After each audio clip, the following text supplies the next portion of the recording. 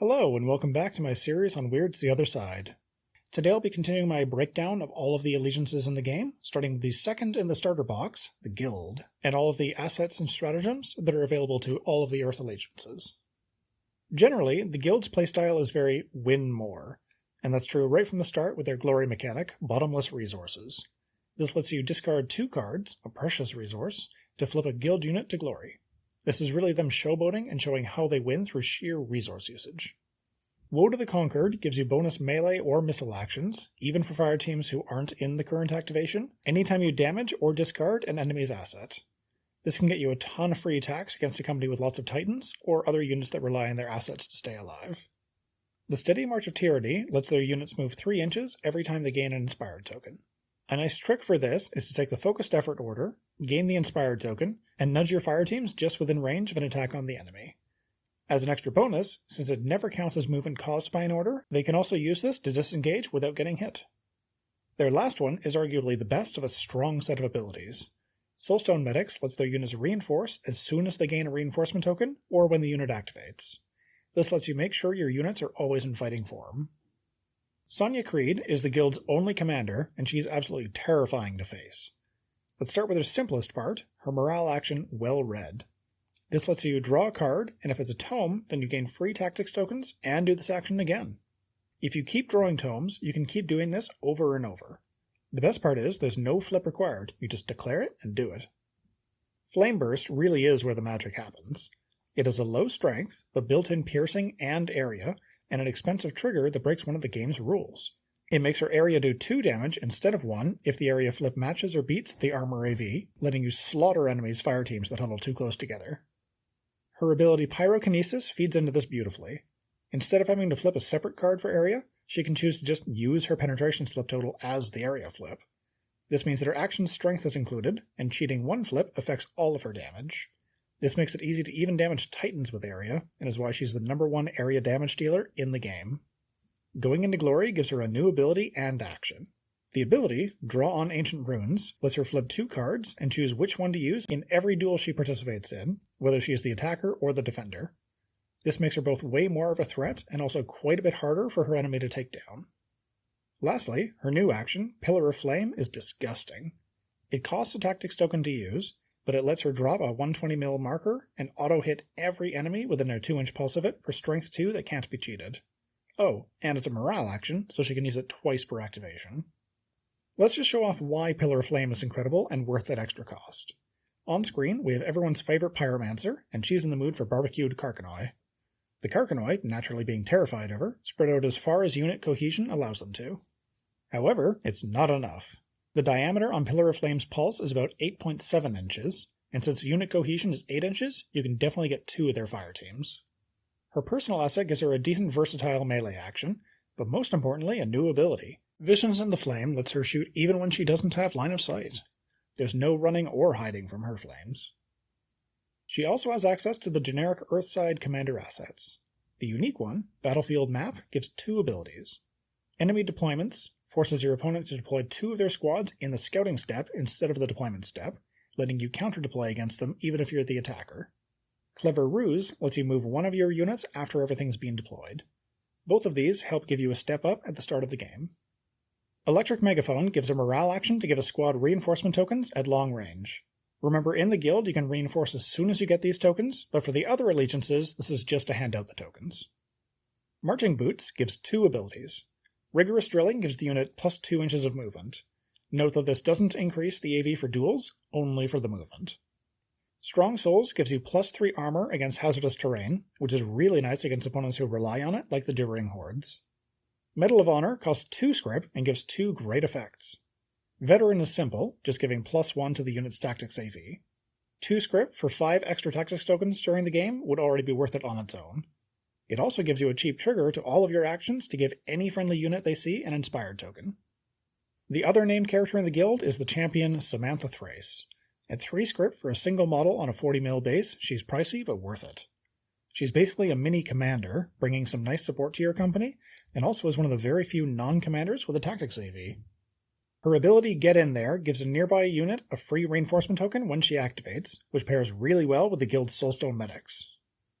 Continuing the theme of support, her morale action Fire at Will has a nearby squad fire team take a free shot, and if they're a guild squad, they get +2 AV.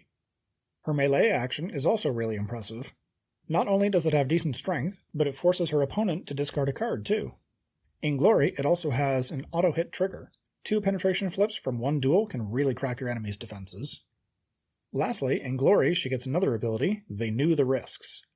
This lets you draw a card anytime a nearby friendly fire team is killed. The guild really is ruthless. The guild's only generic asset is Battlefield Strategist. This lets its bearer turn any token it would gain into card draw instead, as long as it has a friend nearby.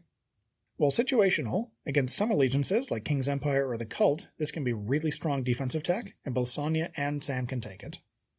For all of the Earthside allegiances, there are some more assets you can give out to your single fireteam units. The first, Stylish Monocle, can be taken on non-squads and non-titans. This gives the unit a morale action to cleanse bad tokens off of friendly squads at long ranges.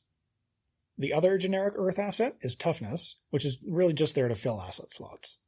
When you buy it, you get another copy to attach somewhere for free. Oddly enough, every guild unit has at least one special unit rule. Even their other single fireteam unit, the Hex Bows, are a squad of 1 fireteam. They're fairly pricey at 3 script for 1 80mm fireteam with 3 models. They have the ability Hexed, which lets them transfer any tokens on themselves to their targets. Their other ability, Ancient Runes, is where a lot of their power comes from. This lets them gain their choice of piercing, accurate, or area every time they attack. This makes them extremely flexible, always having the right tool at the right time. This of course pairs up perfectly with their missile action, Runed Bows, which has decent AV, range, and strength. In Glory, it also gains some nice triggers. The first of these lets you gain your choice of piercing, accurate, or area in addition to the one you picked with Ancient Runes. The second lets you gain a non-tactics token. You can do some really funny things with the second, like gaining a shaken or pin token and then immediately passing it over to the target with Hexed. The first of the guild squads is an interesting one, the defensive Gatling Gunners.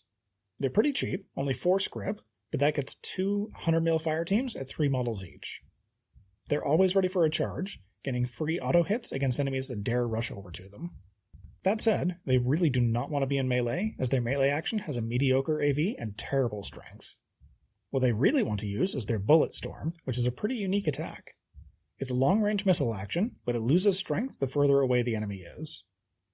In Glory, this is made even better as they get the ability Hail of Bullets, giving their Bullet Storm a +1 strength if they take the focused effort order.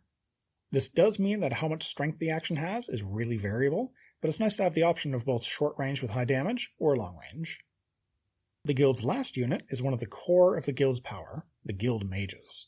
They're really expensive, 6 script for 3 single model 40mm fire teams. Magic is real, but it sure is pricey. The guild knows how valuable the mages are, giving them soulstone defenses to stay alive. This lets them discard a card to block 1 damage per source. One of the things about the guild is that they've weaponized the law by turning it into magic spells. By the authority of the guild, forces nearby enemies to spend cards if they want to use morale actions, which can be devastating to the opponent if you keep them near objective markers or an enemy commander. Their offensive action, Elemental Blast, is fairly short range, but has decent AV and strength. In Glory, this also lets you kill your fire team to spike the strength for when you really need their target dead. When they go to Glory, they can recharge their soulstones, giving you card draw whenever they kill an enemy model.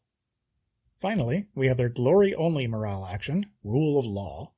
This one is very situational, as it only comes up when the operation uses objective markers, but when it works, it's incredible. This lets you spend a tactics token to move an objective marker, potentially ruining your opponent's chances of gaining VP. The guild doesn't have their own adjunct, but they do have access to the generic Earth equivalent.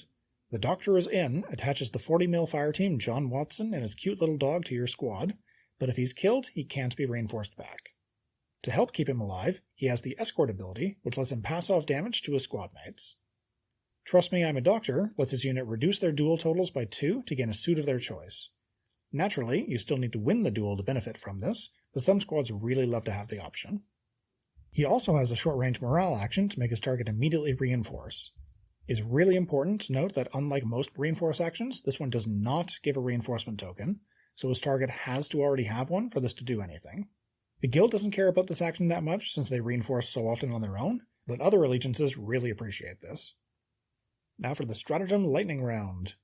Brutal Rain doubles down on your damage, When you damage or discard an enemy asset, it makes them damage or discard another one as well. Flame Strike is like a supersized version of Sonnia's Pillars of Flames, gaining extra strength against enemies near the middle of the explosion. For the guild, just lets one of your squad fire teams take a non-morale action, and it goes back to your deck after too. Regroup lets you rearrange all tokens on your entire company, making sure the right ones are on the right units. Scatter Their Forces is the opposite, letting you mess up who has what token on the enemy's side. Lastly, Steal the Show lets one of your units activate twice at the cost of another unit losing their activation entirely. For the generic Earth stratagems, you also have 6 options. Behind Enemy Lines summons a cheap squad in the enemy's deployment zone. Defensive Formations gives a reinforcement token to any of your squads that are near a friend. Expert Training lets a squad activate for a second time that turn. Manifest Destiny gives you a VP if you have 3 units fully on the enemy's table half. Medic lets you repair an asset. Lastly, Unwavering Resolve counts as a super red joker. It has a value of 15 with one of every suit, and you can cheat this in like it was a card in your hand. Lastly, let's talk about where to start with the guild. As I mentioned before, they're in the starter box, which gives you Sonnia Criid and a unit each of Gatling Gunners and Guild Mages. Unlike the Allegiance boxes, it doesn't give you enough units to make a full one-commander game, since it's more of a teaching tool. But if you do want to play a full one-commander game as the guild, I'd suggest grabbing Samantha Thrace and a unit of Hex Bows. That lets you make a full one-commander list, like the quick example I put together on screen now. And with that, we're done. Next time I'll start working on the larger allegiances, starting from the core rulebook ones. Since they each have more than twice the number of units as a court or guild does, I'm thinking I'll split each allegiance into 2 videos. Until then, happy gaming!